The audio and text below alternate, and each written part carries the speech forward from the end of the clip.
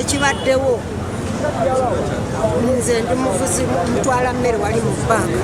mbadde nkyatwala emmere mu banka nembudanga bagati isima babadde bamubye be bamubye katawo simanyi mbadde nkyaddayo mu katale okunona emmere endala nga mpulira amasasi batwala omubbi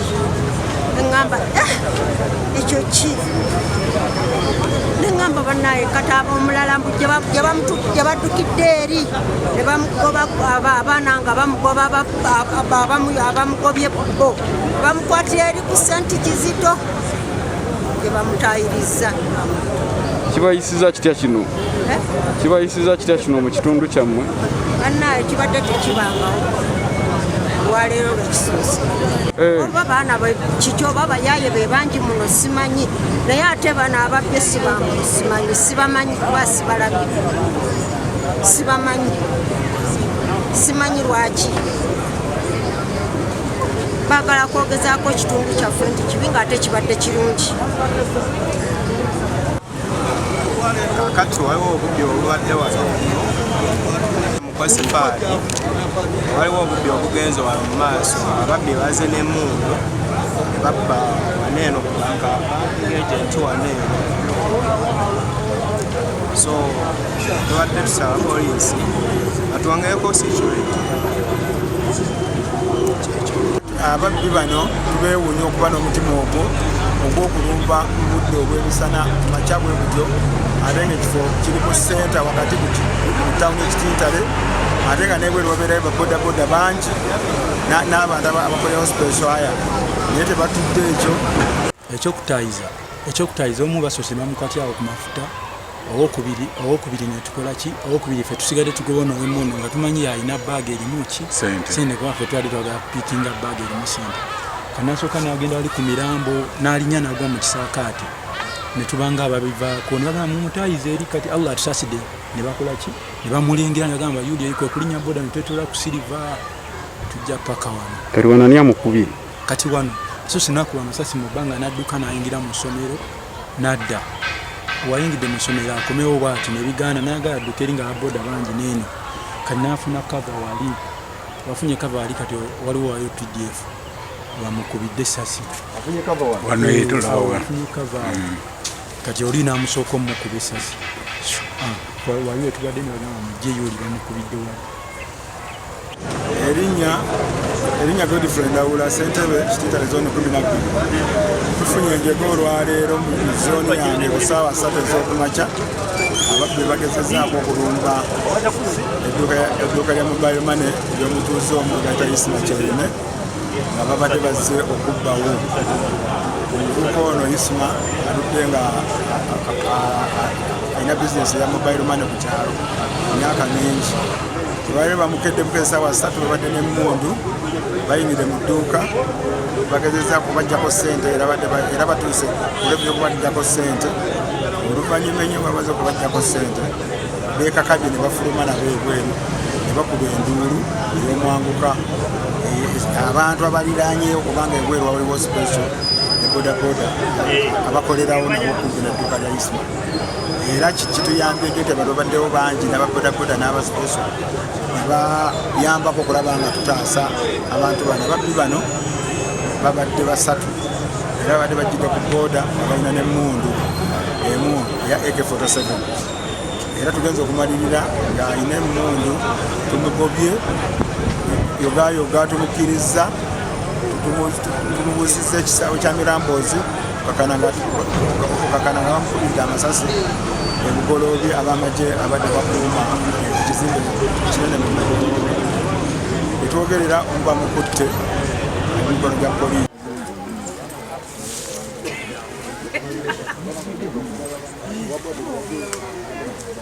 because we are preparing checking center.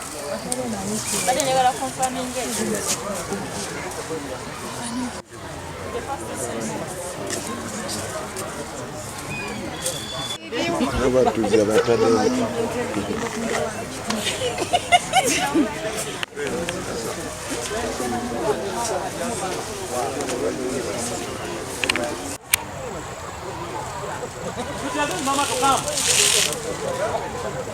Tell them Mama to come.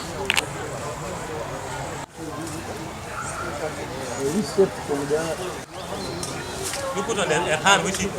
You come this side. You come with me this side. First step on the wire before you leave. You woke up in the morning without breakfast. Jolina namugamba tugende enyo yolini olinamugamba yongeramu waliwo ezibeera awo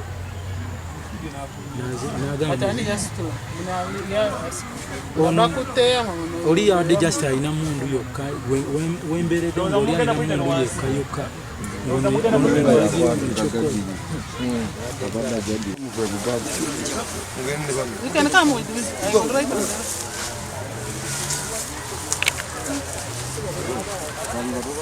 Nze Waisa Hassan, Security Committee Zone Tolo. Nze Waisa Hassan, akulira security kachiko ka LC1 Security Committee. Njageyo etuseewo nga nkyali wansi.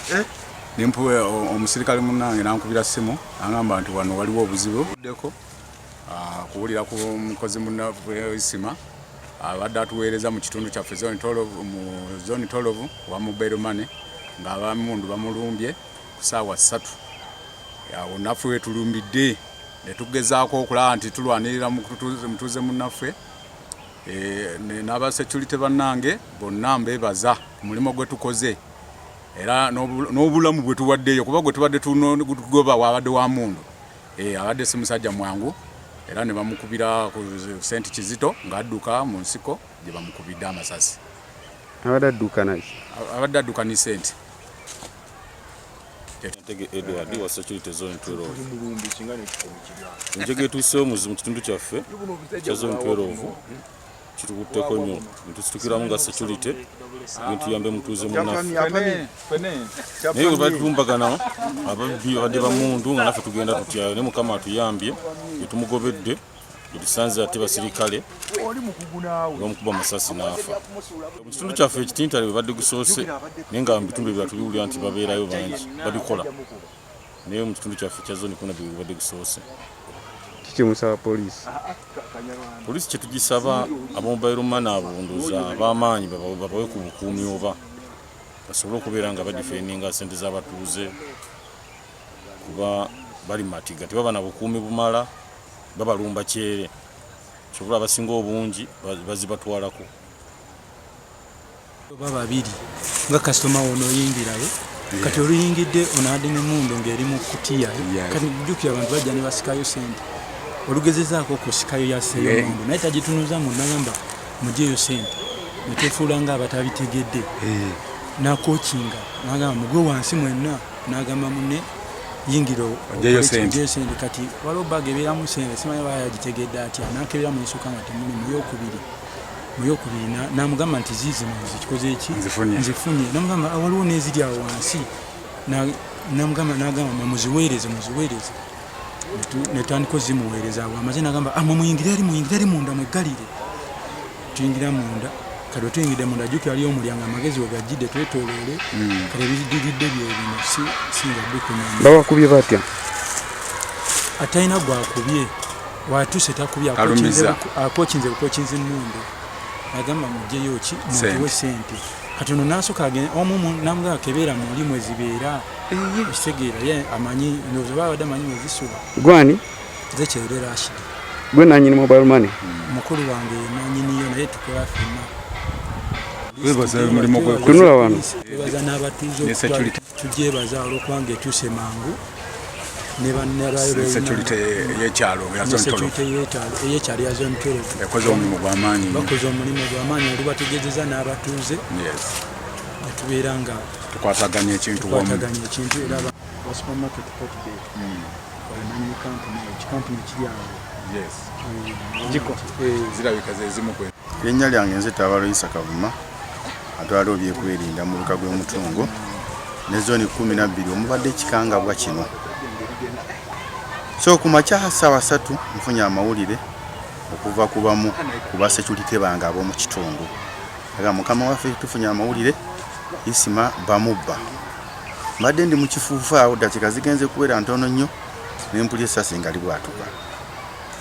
nituula netuuka mu kifuufu nembuuza abakyala ki nti omusajja wo yadduse ayina ensawo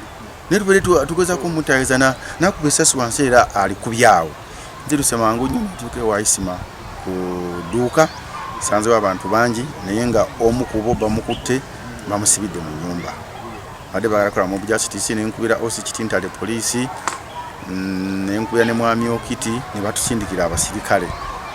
okujjayo omuntu oyo naye tukozesezza obukugu n'abasitulite bange bembadde nabo nga tuyambibwako abasirikale netufulumya omubbi oyo tumudusa omutuusa ku poliisi nga amasasi gakola ki gavuga osi wajidde netumuteeka mu mmotoka netumuteeka ku poliisi tumutadde ku poliisi ne bamuyingiza munda netufuna amawulire nti noono abadde adduse bamutidde ku senti kizito so kwe kujja wano netulaba nga bode weeri nga poliisi weeri ekola emirimu gyayo kazibu wa mobile money ekitintale ku makya ssaawa 3 ez'okumakya ne bayingira munda ne bagamba nti mutuwe sente kati mu kufuluma awo abatuuze we bakoledde omulimu abantu abo ababiri ne batasobola kusaba byonna naye tuwuliddeko nti babadde ne booda 2 ababooda bo bakoze eki kubanga oli gwe batadde mu nnyumba abadde alinnya booda akola ki agenda adduka ne bamukwata ne bamunyweza ssebo ngaza atwala ebyokwerinda yagala information etuyamba ate ekyokutta nti sikiwagidde wadde kisanyusizza abamu kubanga twali badde tutegeera ddala ekituufu abantu bano bavaawa mundu gye bakozeseza yawa kyekyo kivuddewo ekirungi oli gwe tufunye ajja kutubuulira waje bava poliisi n'ebitongole ebyokwerinda byonna nga bwe mbadde mbiraba wano ku siini nga bode weeri bakwatagane bakunye omuntu oli atubuulire kuba kati eyo gurupu nnene atubuulire bavaawa bavuddewa asobole okwogera banne so amateeka gasobole okubakolako se olwo nti yajja dda ng'alingizaawo emutoli oli owagundi akoze gundi ku mundu n'omwembe mundu. You woke up in the morning without breakfast.